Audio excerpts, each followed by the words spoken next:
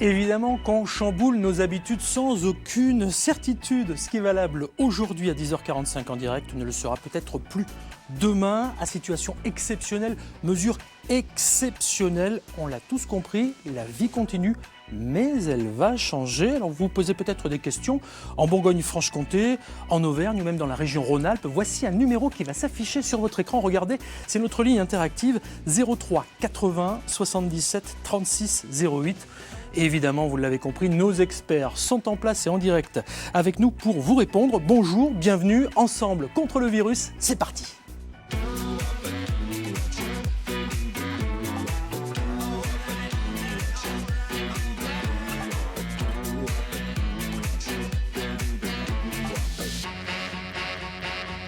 Bonjour, docteur Emmanuel Debost. Bonjour Pascal. Vous êtes généraliste. J'ai beaucoup de questions pour vous. On va y répondre d'ici quelques minutes. Bonjour, maître Fabien Kovac. Bonjour Pascal. Avocat.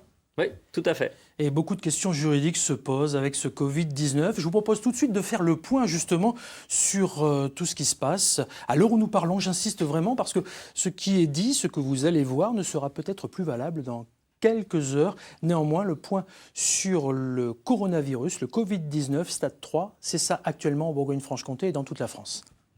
On en est où, question coronavirus? Je sais plus trop, ça bouge tout le temps.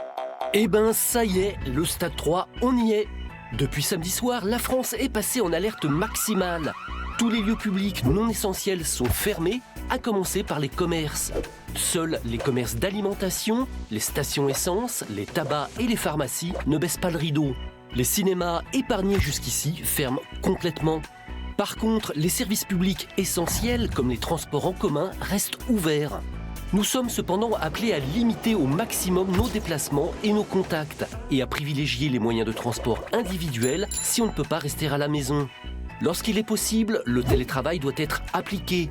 Plus aucun rassemblement n'est autorisé. Depuis aujourd'hui, de la crèche aux universités, tous les établissements scolaires du pays sont fermés pour une durée minimum allant jusqu'aux vacances de printemps. Sauf 4400 micro-crèches autorisées à rester ouvertes avec moins de 10 enfants. L'État assurera un système de garde pour les enfants des personnels de santé. Les autres parents sont invités pour l'instant à organiser des solutions de proximité sans recourir aux grands-parents. Bonne nouvelle toutefois, les parents qui ne peuvent pas travailler à distance peuvent bénéficier d'un arrêt de travail indemnisé pour garder leur enfant à domicile. Un seul des parents peut y prétendre à la fois et il faut que l'enfant ait moins de 16 ans. La continuité pédagogique devrait être assurée avec l'enseignement à distance. Le dispositif Ma classe à la maison, valable de la maternelle à la terminale, permet d'assurer un cours et même d'interagir avec le professeur. Problème, on ne sait pas encore si le système informatique pourra supporter l'afflux massif de connexions. Côté boulot, ou plutôt côté il n'y a plus de boulot, l'accès au chômage partiel est mis en place pour ceux dont l'activité économique est ralentie ou suspendue. C'est l'État qui prend en charge l'indemnisation, ce qui vous garantit un revenu équivalent à 70% du salaire brut ou 100% si vous touchez le SMIC. Avant de prendre vos appels au 03 80 77 36 08, réaction de nos experts, le médecin généraliste, docteur Emmanuel Debost, c'est vraiment le meilleur interlocuteur, le premier interlocuteur. Aujourd'hui, effectivement, donc on est le relais pour avoir l'information et les inquiétudes. Et on le voit depuis ce matin au téléphone, les patients m'appellent pour savoir quoi faire. Maître Fabien Kovac, beaucoup de commerces sont fermés, la majorité des commerces sont fermés aujourd'hui. Oui, tout à fait. Il y a une liste qui a été promulguée et qui prévoit quels sont les commerces qui peuvent rester ouverts, sachant que les commerces qui ne sont pas dans cette liste peuvent encore assurer la livraison des commandes et la livraison à domicile. On parle aussi beaucoup de nos anciens. Certains sont certainement avec nous en train de nous regarder en Bourgogne-Franche-Comté, en région Auvergne, en région Rhône-Alpes, sur les écrans connectés. Alors nous, justement, on va se connecter avec Pascal Rivière, qui est médecin coordonnateur en EHPAD et gériatre. Bonjour Pascal Rivière, merci d'être avec nous à 10h50 en direct. Oui, bonjour à vous.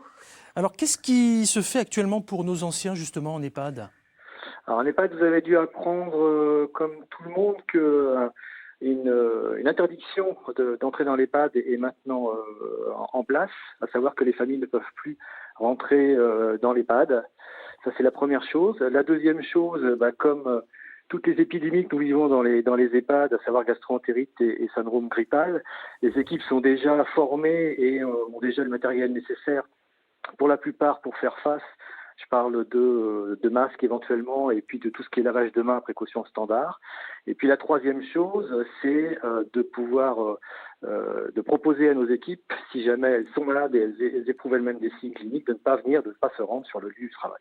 Pascal, j'ai pour vous une question écrite de Antoine. Elle va s'afficher sur notre écran. Je vais vous la lire par écran interposé. Antoine a 60 ans. Regardez. Bonjour, ma mère est en EHPAD, en confinement. Personne ne peut la voir. Les mesures prises par le gouvernement peuvent-elles être ajustées? Est-il possible de choisir un référent par famille avec toutes les précautions requises? Votre avis à vous, le gériatre, et surtout le coordonnateur en EHPAD? Alors pour l'instant, on n'a rien de précis concernant cette situation.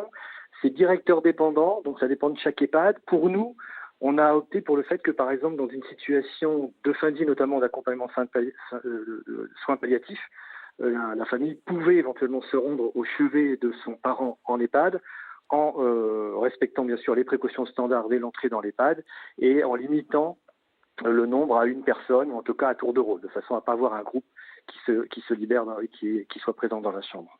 Alors vous êtes très nombreux à réagir. J'ai aussi un témoignage vidéo que je vous propose d'écouter. Pascal, c'est Lisa, elle a 37 ans, elle est commerciale, on l'écoute. Donc écoutez, c'est parti pour le confinement. Moi j'ai un enfant de 4 ans, je dois et télétravailler et le garder. Ça me paraît quand même un petit peu compliqué. Donc quand même on va appeler les grands-parents pour qu'ils viennent s'en occuper.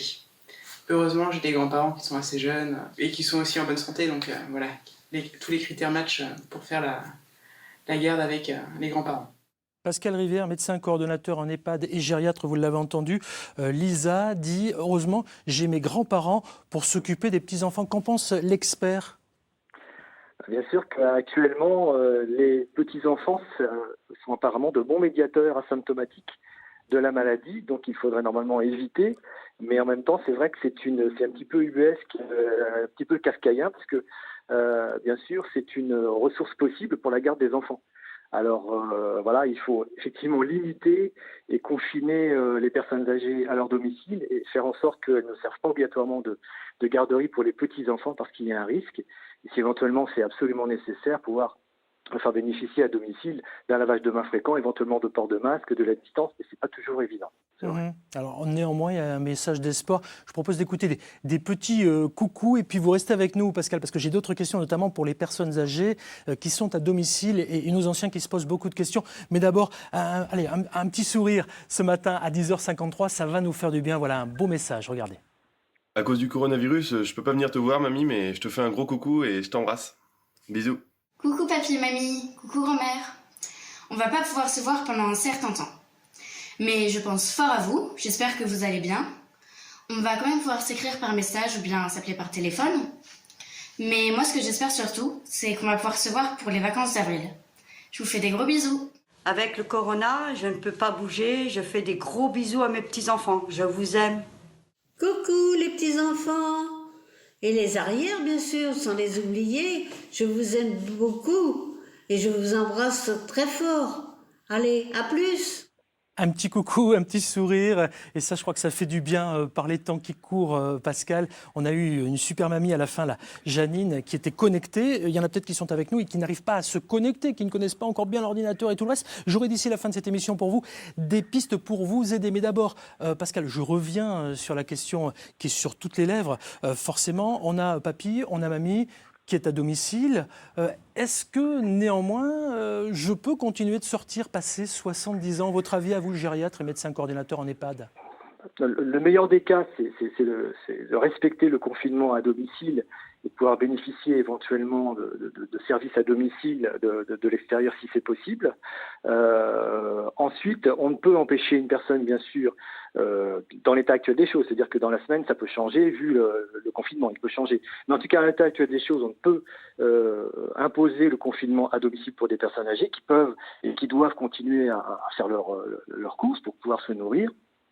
Donc ça c'est très important. Ça leur permet aussi d'avoir une petite activité physique d'une part et ça leur permet aussi de pouvoir manger de façon raisonnable parce que je vous rappelle que par définition une personne âgée est quand même immunodéficiente. Il faut qu'elle puisse avoir et une hydratation et une alimentation optimale de façon à pouvoir combattre éventuellement le virus qui la toucherait. On ne le dira jamais assez, nos anciens sont évidemment vulnérables. est fragile et on ne l'oublie pas, les conséquences de ce virus sont beaucoup plus importantes pour nos anciens. J'ai aussi un médecin sur ce plateau, un généraliste. Vous êtes d'accord avec tout ça? Il faut les préserver, nos anciens. Oui, tout à fait, je pense. Alors je reprendrai par contre le point et faire attention quand ils vont faire leurs courses. Peut-être plutôt déléguer cette tâche à des proches. Merci en tout cas, Pascal Rivière, médecin coordonnateur en EHPAD et gériatre, d'avoir été avec nous. Vous le disiez tout à l'heure, ça peut changer, ça peut évoluer. On vient de me préciser à l'instant que le président de la République, Emmanuel Macron, s'exprimera sur toutes les chaînes d'infos tout à l'heure, à partir de 20h, donc forcément sur France TV, avec certainement des déclarations et forcément des choses qui vont évoluer. Donc à 10h56, c'était ce que nous pouvions dire en Bourgogne-Franche-Comté, en région Auvergne et en région Rhône-Alpes. Peut-être que dans quelques heures, ça sera un tout petit peu différent.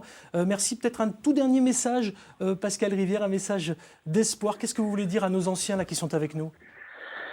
Patience, ils sont fragiles effectivement. Ce que vient de dire mon confrère est tout à fait vrai pour la sortie à l'extérieur. Et puis, bien sûr, continuer à avoir le lien social. La technique nous permet actuellement de pouvoir le faire dans certains cas. Donc, beaucoup de patience. Continuer à bien se nourrir, bien s'hydrater pour combattre. Et puis, voilà, on va gagner. Merci Pascal Rivière.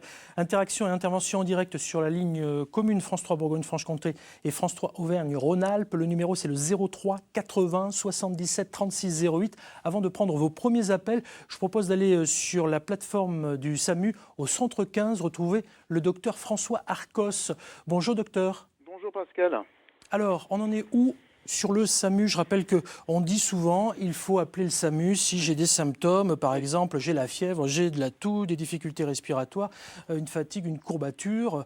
J'appelle le centre 15. Est-ce qu'on a toujours raison de dire ça, François Arcos? Alors, je crois qu'il faut être très très clair et s'il y a vraiment un message à faire passer aujourd'hui, c'est dire aux gens, vous n'appelez le SAMU que si vous avez des signes graves. Si vous avez des pathologies, des comorbidités, c'est-à-dire des pathologies cardiaques, respiratoires, des choses qui peuvent aggraver le coronavirus. Les gens qui m'appellent aujourd'hui, je leur dis oui, probablement vous avez le coronavirus. Vous toussez, vous avez de la fièvre, vous avez des courbatures, vous avez probablement le coronavirus. Par contre, vous n'avez pas de signe de gravité, vous n'êtes pas essoufflé, vous pouvez rester chez vous, rester confiné, protéger les gens autour de vous, hydratez-vous bien, comme l'a dit notre confrère, et restez surtout chez vous, n'allez pas encombrer la salle d'attente de votre médecin traitant, au risque de contaminer d'autres personnes et au risque de s'aggraver. Très bien. On va aller faire un tour sur le standard au 03 80 77 36 08 d'ici quelques secondes. La priorité, c'est aussi le médecin traitant, docteur François Arcos, parce que le 15, ça reste une plateforme d'urgence. On est d'accord là-dessus? On est bien d'accord et aujourd'hui, nous on redirige les gens qui doivent voir un médecin vers leur médecin traitant.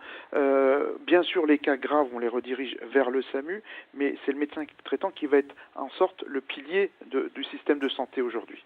On a Sylviane qui est au téléphone aussi avec nous sur France 3 en direct. Vous restez, François Arcos, avec nous parce que c'est important d'avoir l'avis de tous nos experts. On a un avocat sur ce plateau, on a aussi un généraliste. Bonjour Sylviane, bienvenue à 11h quasiment tout pile. Sylviane a raccroché, c'est pas grave, c'est ça la magie du direct. Il était question de confinement et on me demande précisément ce qu'est le confinement. C'est ce que voulait nous dire Sylviane. Alors, je précise qu'il ne faut pas raccrocher ou pas se faire couper la ligne pour être avec nous, c'est le plus important. Vous pouvez répondre quoi, vous François, quand vous avez ça sur la plateforme du Centre 15 ? Le confinement, moi je suis absolument d'accord et on est assez unanime là-dessus. Aujourd'hui, il faut préconiser le confinement pour les gens qui sont malades et pour les gens fragiles. Il n'est plus question de sortir quand on a de la toux, quand on a de la fièvre. Il est hors de question de sortir, il faut rester chez soi. Et les gens qui ont des problèmes de santé doivent également rester chez eux. C'est primordial pour arrêter cette épidémie. 03 80 77 36 08. Bonjour Martine, bienvenue sur France 3. Peut-être aurons-nous des appels d'ici la fin de cette émission. Je sais qu'on devrait les avoir, parce que moi, on me dit dans l'oreillette, on a Martine, on a Sylviane, mais c'est pas grave, ça va venir. On y va tranquille. Vous êtes là, Martine ? Oui, je suis là. Parfait. Baissez votre téléviseur, je pense que ça sera beaucoup plus simple, parce que autrement, vous savez, c'est comme en radio. Il y a 2 secondes de décalage et c'est absolument impossible de se parler. Vous voyez oui, c'est pour ça. Oui, mais rassurez-vous, on va finir par vous le dire bientôt. Il n'y a pas de souci, je ne suis pas très inquiet. Martine, quelle est votre question ? Bienvenue. Alors, moi, ma question, c'est que le problème n'a pas été soulevé au sujet des fruits et légumes. Quand vous allez acheter vos fruits et légumes, souvent les gens touchent les fruits, voir s'ils sont mûrs et tout ça. Et je voulais savoir si le fait de rien que les passer sous l'eau suffit Moi, j'ai pris le principe de les laver. Je mets un petit peu de myrrhe et puis voilà. C'est une précaution que j'ai prise, mais ça n'a jamais été soulevé. Donc, est-ce que c'est Alors, important? dire que ça n'a Voilà. jamais été soulevé, Je j'en voulais suis pas savoir. persuadé parce qu'il me semble qu'on en a déjà un peu parlé, mais c'est pas grave. C'est votre question, il n'y a pas de mauvaise question, il y a des questions et voilà, et c'est très bien et c'est parfait. Alors sur les fruits et légumes, qu'est-ce qu'on peut répondre? Peut-être deux choses. D'abord, les fruits qui peuvent être épluchés, épluchez-les. Et puis deuxièmement, Oui, je l'épluche aussi. le virus ne reste vivant que quelques heures. Et rincez vos fruits et puis attendez quelques heures et il n'y aura plus de risque. Mais rincer, ça suffit. Les passer sous l'eau, ça suffit. En attendant, vous attendez 3 heures, vous les rincez, ça suffit. Merci pour votre question. En tout cas, s'il y en a d'autres, Au revoir, allez-y, merci. 03 80 77 36 08. Je reviens avec vous, François Arcos. Quel est le message que vous pouvez faire passer là, à cette heure-ci pour ceux qui ont le réflexe du SAMU Centre 15, qu'on soit en Bourgogne-Franche-Comté comme en région Auvergne-Rhône-Alpes d'ailleurs? Le message, c'est vraiment de protéger nos aînés, et les personnes fragiles, nos aînés. C'était très touchant vos petits messages de grands-parents, mais c'est vrai, on va pas pouvoir les serrer dans nos bras pendant quelques temps. Mais les personnes âgées doivent appeler le 15. Il ne faut pas appeler votre médecin traitant. Mais de toute façon, le médecin traitant demande à ces gens de nous rappeler. Donc nous, au 15, on saura quoi leur dire s'il faut qu'ils viennent aux urgences, s'il faut qu'ils aillent voir leur médecin traitant, etc., etc. Je vous propose de rester avec nous. On a Élodie qui a un témoignage pour vous, s'il vous plaît, via son petit téléphone portable. Allons-y, Élodie. Et du coup, les écoles sont fermées. J'aimerais bien pouvoir aider un peu les personnes les plus fragiles sans pour autant être contaminée. Mais est-ce que j'ai le droit? Vers qui est-ce que je peux me tourner? Alors, je n'ai pas tout à fait tout compris parce que c'était un peu compliqué dans mon oreille aujourd'hui et j'ai qu'un cerveau, je tiens à le préciser. Donc, merci de ne pas me parler à 15 dans l'oreille, ça serait sympa. Néanmoins, François, vous avez pu entendre la question, vous ? Bien entendu. Donc en fait, cette dame voudrait savoir comment elle peut aider des personnes âgées qui sont confinées chez elle. Moi, je dirais que la meilleure façon, c'est de ne pas les approcher, d'une part. Je sais que c'est triste, mais on ne va pas aller chez les personnes vulnérables. Mais par contre, pourquoi pas proposer d'apporter des courses, de les déposer devant leur porte, d'apporter des repas, de les déposer devant chez eux. Et pourquoi pas, il va falloir qu'une solidarité à la française se manifeste à un moment donné. Très bien. Allez, 03 80 77 36 08. Annie est avec nous. Bonjour Annie. Bonjour monsieur. J'écoute votre question. Bonjour, alors j'ai posé ma question, voilà, je suis diabétique, j'ai voulu aller chez le médecin pour mon renouvellement d'ordonnance, on me dit qu'il fallait seulement récupérer et aller à la pharmacie pour avoir un fax envoyé par le médecin. Alors très compliqué la liaison téléphonique. Alors on ne va pas garder cette liaison téléphonique parce que, pardonnez-nous, mais on a quand même compris la généralité de la question. Compliqué pour l'ordonnance, s'il vous plaît, le médecin. Et si on pouvait couper le téléphone, ça serait gentil pour qu'on puisse au moins répondre à la question. Voilà, merci. Autrement, on ne pourra jamais s'en sortir. Oui. Et effectivement, le renouvellement d'ordonnance aujourd'hui peut être différé parce que du coup, ça va encombrer nos salles d'attente et les pharmaciens sont habilités à prolonger l'ordonnance d'un traitement chronique.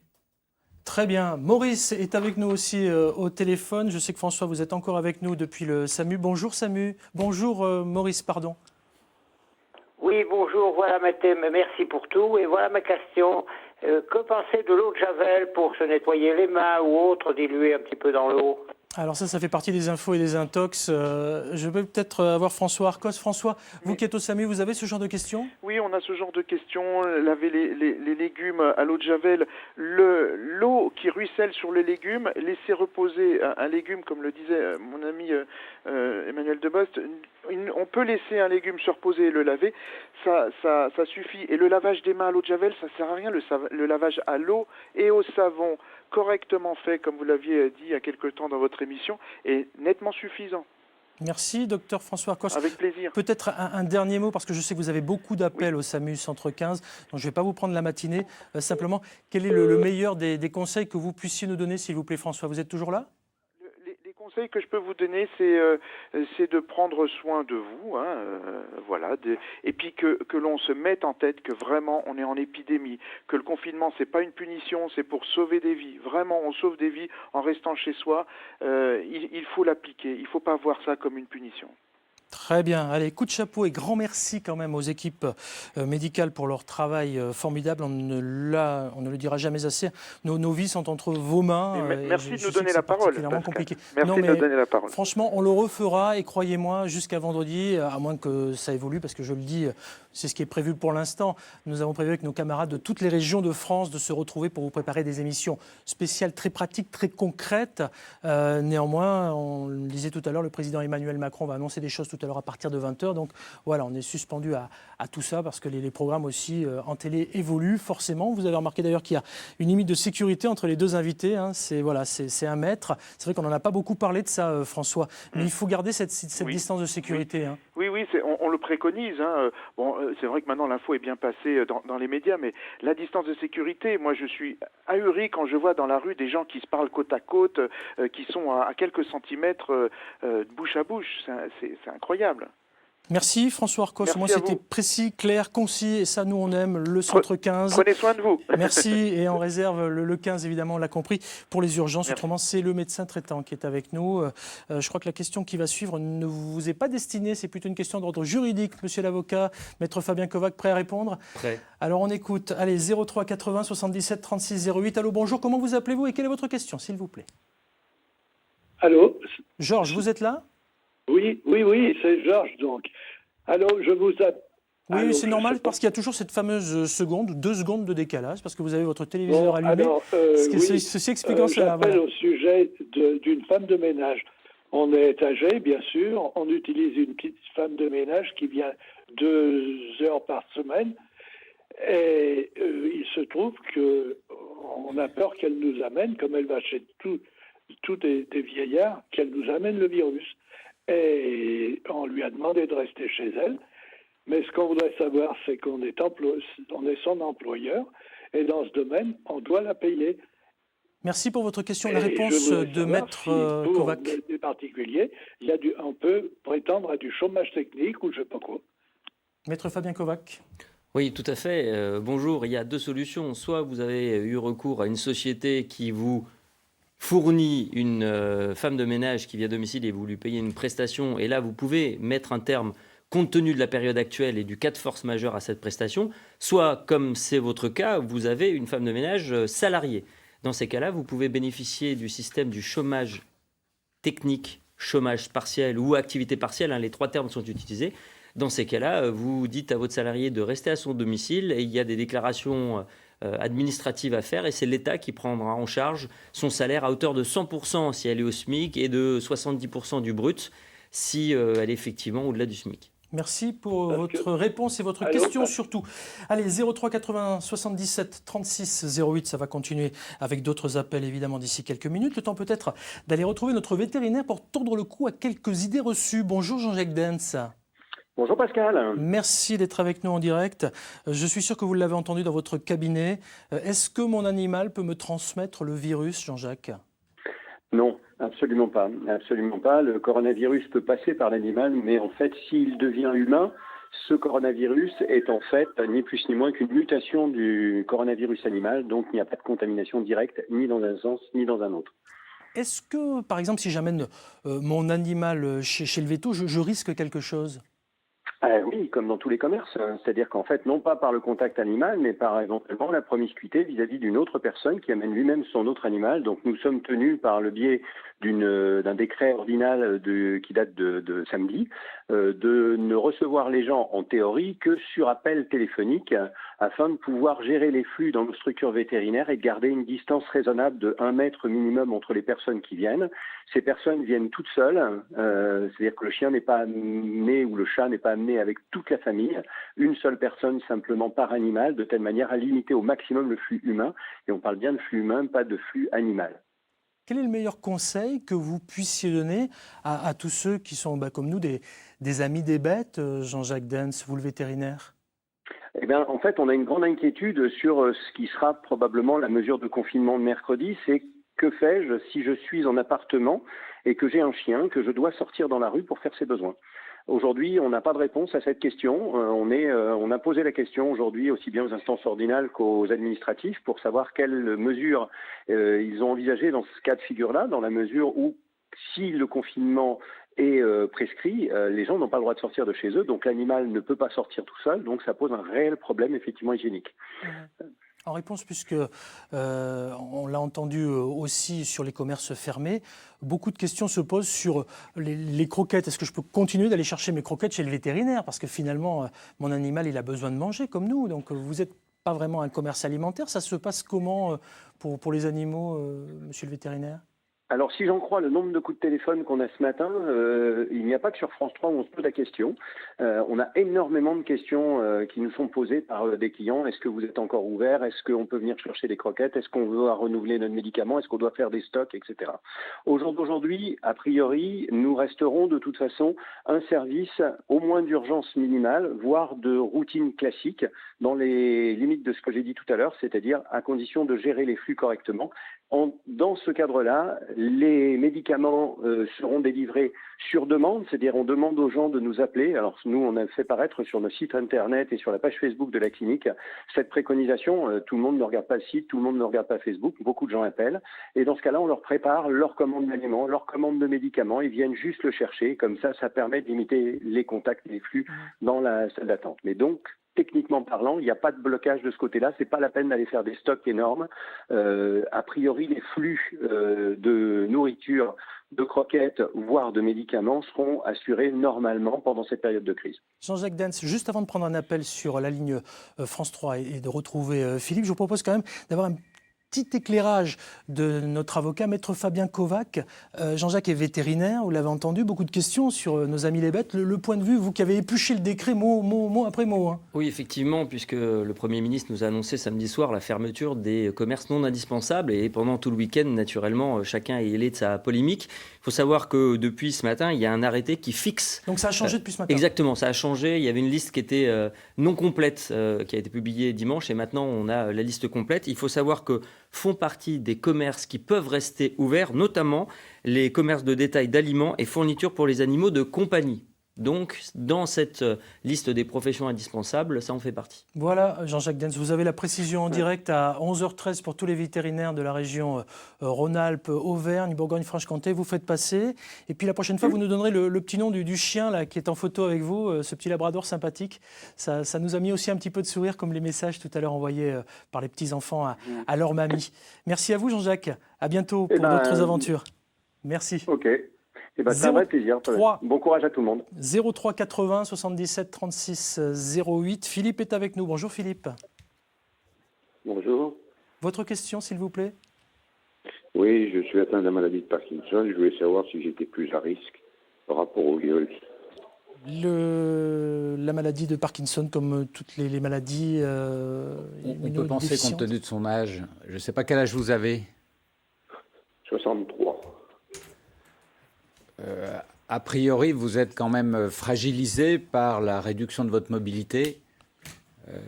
Vous êtes une personne modérément à risque. Alors Philippe, on ne va pas faire un cas particulier. Je crois que c'est important vraiment de généraliser et de dire qu'il y a peut-être des gens qui sont plus sensibles que d'autres. C'est important, docteur Emmanuel Dubost. À partir du moment où on a une limitation de sa mobilité, on est plutôt personne à risque. Très bien. Merci en tout cas Philippe pour votre question. Estelle est avec nous au 03 80 77 36 08. Bonjour Estelle. Non, c'est pas Estelle? Si, ça doit être Estelle. Vous êtes là? On va y arriver, je pense, dans les lignes. Bon, c'est pas grave. Quoi qu'il en soit, vous savez, vous avez la parole. 03 80 77 36 08. Allez-y, ça doit bouchonner un tout petit peu du côté du standard. Je vous propose d'écouter Germaine, tiens, pour la peine. Allez hop, on y va. Germaine, c'est une question écrite. Regardez avec moi, on va la découvrir ensemble. La voici. Alors, on nous dit que la piste d'anti-inflammatoire est déconseillée et pourrait être un facteur d'aggravation de symptômes. Pourquoi, à votre avis, docteur Emmanuel Debost? Oui, alors ça, les anti-inflammatoires en aigu vont jouer sur l'immunité, baisser l'immunité et du coup potentiellement aggraver la maladie. Mais il faut rajouter qu'il y a des patients qui sont traités de manière prolongée par des anti-inflammatoires ou des corticoïdes. Et bien évidemment, on n'arrête pas son traitement comme ça du jour au lendemain. On fait appel à un professionnel pour avoir l'avis. On n'arrête pas non plus de se connecter, j'ai bien dit de se connecter avec sa famille, notamment ses enfants et ses petits-enfants. On l'a vécu tout à l'heure en début d'émission, c'était un super moment, moi j'ai beaucoup aimé. L'appel vidéo, finalement, pour se voir sans prendre de risques, ça fonctionne comment? On s'est posé la question, voici quelques éléments de réponse, regardez. Avec le passage au stade 3, il est déconseillé de rendre visite aux personnes âgées. Elles sont vulnérables, il faut les protéger. Alors, on remet à plus tard la tarte aux pommes de mamie. Pour prendre des nouvelles, privilégiez l'appel vidéo. Et oui, il va falloir se connecter pour parler à sa grand-mère. Pas de panique, rien de bien compliqué. Que ce soit avec votre téléphone ou votre ordinateur, la technologie est votre amie. Sur l'ordinateur, vous pouvez installer un logiciel comme Ouvoo ou Skype. Il suffit de se créer un compte avec son adresse mail, c'est complètement gratuit. Ajoutez le numéro de téléphone de vos proches, 3 clics et c'est parti. Lancez l'appel vidéo, votre ordinateur a une caméra et un micro intégrés. Vous pouvez discuter comme si vous y étiez. Mais si créer un compte c'est trop compliqué, il y a encore plus simple. Vous pouvez télécharger une application sur votre mobile, comme WhatsApp ou Messenger. Pour joindre votre correspondant, c'est très simple, vous n'avez rien à faire. Tous vos contacts se retrouvent dans l'application. Une fois l'appel commencé, attention ça tourne, pas la peine de vous mettre trop près de la caméra ou de parler trop fort. Comme ça, mamie ne loupera pas le dernier dessin de Valentin. Si vous avez un kit main libre, utilisez-le. Vous entendrez encore mieux et on vous entendra mieux. L'appel vidéo, un bon moyen de se voir sans prendre de risques. On n'oublie pas toutefois de bien désinfecter son téléphone après avoir raccroché. Et puis plus généralement, on désinfecte tout ce qu'on peut désinfecter, docteur Emmanuel Debost. Tout ce qu'on touche, effectivement, les surfaces. 03 80 77 36 08 en Bourgogne-Franche-Comté, en région Rhône-Alpes et en région Auvergne. On va partir dans la Drôme où Isabelle nous attend. Vous êtes caissière. Bonjour Isabelle, quelle est votre question? Oui, bonjour. Effectivement, je suis hôtesse de caisse dans une grande surface qui compte déjà plus de 150 employés. Aujourd'hui, je ne travaille pas.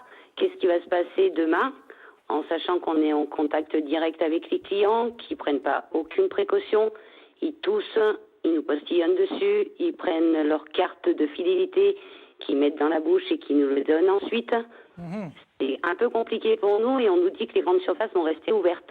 Oui, alors double question finalement. Il y a une question médicale avec le docteur Emmanuel Debost et une question juridique. On va peut-être commencer par le côté juridique avec vous, Fabien. Est-ce que finalement, ça vous a peut-être d'ailleurs traversé l'esprit, Isabelle, est-ce que vous ne vous êtes pas dit, finalement, je ne vais pas aller derrière ma caisse, moi, j'ai pas envie de prendre des risques?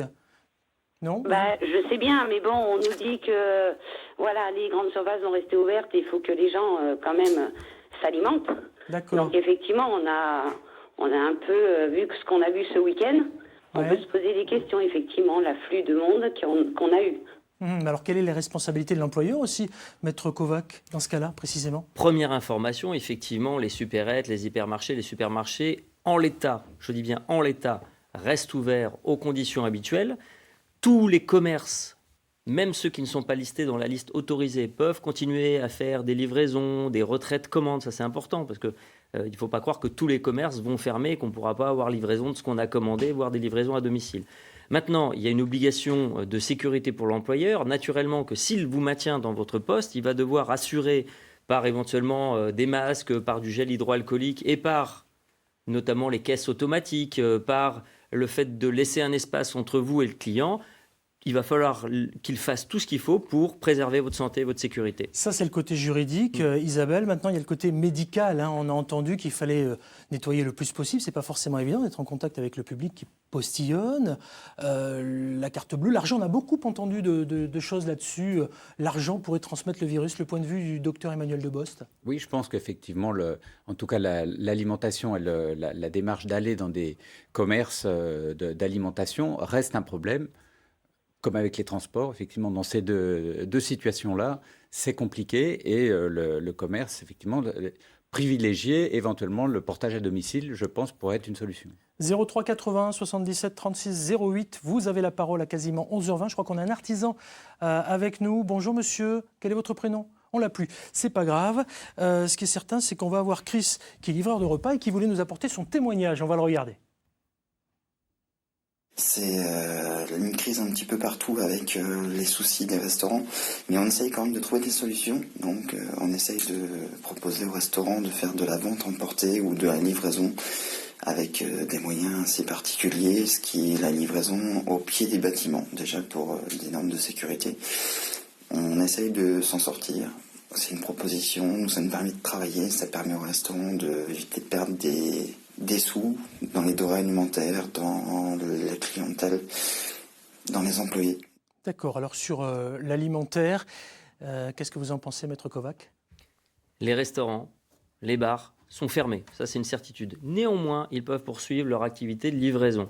Je sais que pour respecter, au-delà des obligations légales, le b.a.-ba en matière de coronavirus et d'évitement de ce que le virus se propage, de nombreuses sociétés de livraison vont faire de la livraison comme ça sans contact, paiement par carte bleue à distance, par la relation téléphonique, et livraison au pied de la maison, au pied de l'appartement, au pied du bâtiment, pour éviter le contact physique. 11h21, Sophie est aide à domicile et elle est avec nous. Bonjour Sophie. Bonjour. Qu'est-ce qui vous arrive? Racontez-moi. Alors nous, la question qui se pose dans la structure dans laquelle je travaille, on a eu une réunion de crise vendredi dernier et bien sûr, nous, dans notre fort intérieur à nous, on se dit qu'il n'est pas question de s'arrêter de travailler parce que j'entends parler de confinement général et parce que les personnes âgées, il y a des personnes qui veulent des ménages de confort, comme j'ai entendu un monsieur qui témoignait. Donc ça, c'est une activité qui est pas forcément essentielle, mais il y a des actes essentiels, il y a des toilettes, il y a des changes, etc. Donc on peut pas laisser les personnes seules. Donc on doit aller travailler. Par contre, on se demande si le port de masque est nécessaire parce que les familles demandent des ports de masque. Mais nous, la structure nous dit que c'est pas nécessaire. Sophie, le lavage des mains. Et comme on passe d'une maison à l'autre, dans la même journée, peut-être on peut faire 10 interventions, on a quand même peur de véhiculer le germe. J'ai bien compris, Sophie, mais vous travaillez où, s'il vous plaît? Ah, je travaille dans une association d'aide et soins à domicile à Chalon-sur-Saône. D'accord, très important de le préciser parce que voilà, on comprend que vous êtes en connexion avec des anciens. Le point de vue du médecin, docteur Emmanuel Debos. La question est très, très bonne. Effectivement, il leur faut absolument avoir des masques de protection pour le personnel. C'est essentiel pour pouvoir continuer à avoir ce lien avec les personnes à domicile qui est indispensable. Merci Sophie. Un autre témoignage, c'est Fanny maintenant qui est avec nous. Fanny, elle a 29 ans, je vous propose de l'écouter. Bonjour, je m'appelle Fanny, j'ai 29 ans. Les transports en commun, pour moi, c'est un peu anxiogène en ce moment. Donc je privilégie la marche à pied et le vélo tant que je peux sortir de chez moi. Alors, on sort de chez soi, malgré tout, au jour précisément là, et à l'heure qu'il est, à 11h23. On sait qu'il y aura une annonce tout à l'heure faite par le président de la République à 20h. Ça peut évoluer, on parle de confinement. Néanmoins, si on peut sortir encore, vous conseillez quoi, docteur? En tout cas, si on sort, je pense qu'en plus on annonce 10 jours de beau, n'allez pas dans les transports en commun, évidemment. Préférez les déplacements seuls en vélo, par exemple, mais aller marcher, peut-être pas dans des parcs surpeuplés, mais hier, par exemple, je suis allé autour du lac Kyr, j'ai vu qu'il y avait plein de monde qui tournait, c'était peut-être pas la bonne solution, mais aller se promener dans les bois. Sortir, oui, mais pas les transports en commun. Alors, parfois, on ne sort pas, on reste chez soi, on fait même du télétravail. C'est le cas de Valérie qui est avec nous à 11h23. Bonjour, vous nous appelez de Saint-Étienne. Quelle est votre question, Valérie? Oui, bonjour monsieur, je m'appelle Valérie, je voulais savoir, parce que je suis téléconseillère sur une plateforme téléphonique. On est entre 60 et 100 personnes sur le site. Et je travaille vraiment avec l'appréhension de choper donc, le virus. Et j'ai posé la question la semaine dernière à un responsable pour savoir, parce qu'il s'inquiétait pour savoir qui c'est qui allait venir travailler pour les personnes qui avaient des enfants. Et moi, j'ai quand même 57 ans. Je voulais savoir ce qu'ils avaient l'intention de faire pour nous protéger, parce qu'on ne reste jamais sur les mêmes ordinateurs. On n'a pas une place précise et il m'a répondu qu'il y avait des petites vitres, mais on est presque collés les uns les autres. Et moi, j'ai demandé à ouvrir les fenêtres. On m'a dit que c'était pas possible parce qu'il y avait des gens qui avaient froid. Donc, on est vraiment confinés. Et moi, je suis vraiment... Alors, on est sur un cas particulier, on l'aura bien compris, mais néanmoins, on va essayer d'en faire une généralité. Est-ce que d'une part, finalement, cet employé peut quitter son entreprise parce qu'elle juge, Maître Kovac, que voilà, il y a des risques, et puis d'autre part, est-ce que l'employeur ne doit pas faire des choses obligatoires, monsieur le médecin? Alors, moi, je pense qu'effectivement, il y a un risque pour l'employé. Mais après, c'est à Maître Kovac d'apporter la précision. Mais je crois que... J'ai 2 solutions dans ce genre de cas-là. Premièrement, si on a des enfants qui ont moins de 16 ans et qu'aujourd'hui, il faut une solution de garde, on peut demander à l'employeur de bénéficier d'un arrêt pour garder son enfant à domicile. Dans ces cas-là, effectivement, on est payé par la sécurité sociale et le complément de l'employeur. Et deuxième solution, si on n'a pas d'enfant et qu'on se rend compte qu'il y a un danger grave et imminent pour sa santé, c'est faire valoir son droit de retrait, c'est quitter son lieu de travail en laissant, bien sûr, en demandant un document écrit de son employeur, en disant qu'on a fait jouer son droit de retrait. Je précise que c'est aussi le cas dans les open space. Il y a beaucoup d'entreprises aujourd'hui qui sont en open space. Oui, complètement.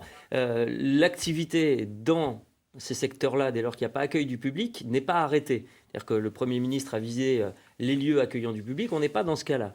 Mais néanmoins, le salarié a la possibilité de quitter son lieu de travail pour faire valoir son droit de retrait, danger grave et imminent. Et je crois qu'aujourd'hui, à quelques heures d'une annonce importante du Premier ministre et d'une future annonce du Président, je pense qu'il n'y aura aucune difficulté en cas de litige pour qu'un tribunal reconnaisse ce droit de retrait tout à fait valable. J'avais une question aussi fort intéressante de Marine. Marine, elle a 23 ans. Elle me dit, je suis en stage, j'ai 23 ans, on vient de passer en télétravail, je me demande combien de temps ça va durer. Alors c'est vrai qu'on n'a pas beaucoup parlé des stagiaires, des gens qui sont en entreprise et qui parfois sont aussi à l'école. Bon, l'école est fermée, de la maternelle jusqu'aux universités. Qu'est-ce qu'on fait, nous, employeurs, si on a ce genre de stagiaires chez nous ?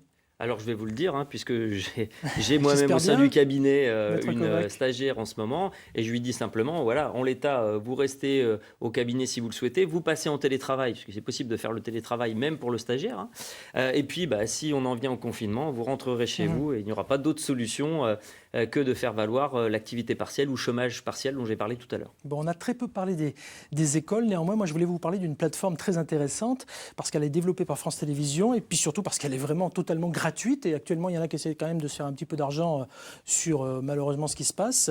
Ça s'appelait avant France TV Éducation, je pense qu'on va le voir, ça s'appelle lumni.fr, www.lumni.fr. Voilà, vous le voyez, c'est tant mieux, c'est totalement gratuit, c'est vraiment très bien fait, très pratique. Ils sont en train de mettre plein de dossiers. Allez-y, faites passer, relayez par les réseaux sociaux, les écrans connectés, etc. etc. C'est pour avoir un accès à la culture, au savoir et à la connaissance. Ça s'appelle lumni.fr. On connaît très peu cette plateforme, et vraiment, j'insiste, c'est totalement gratuit. Un dernier conseil, le médecin généraliste, Dr Emmanuel Debost, s'il vous plaît, pour ceux qui sont avec nous, là. Aujourd'hui, en cas de problème, appelez d'abord les cabinets de médecine générale et n'appelez le 15 que en cas de problème grave. Et je vais vous donner un numéro qui fonctionne 24 heures sur 24, vous allez le voir, c'est le numéro vert du gouvernement pour répondre à vos questions, c'est le 0800 130 000, voilà, 0800 130 000. Évidemment, vous restez sur France 3 et sur les écrans connectés. À bientôt, 10h45, merci à tous.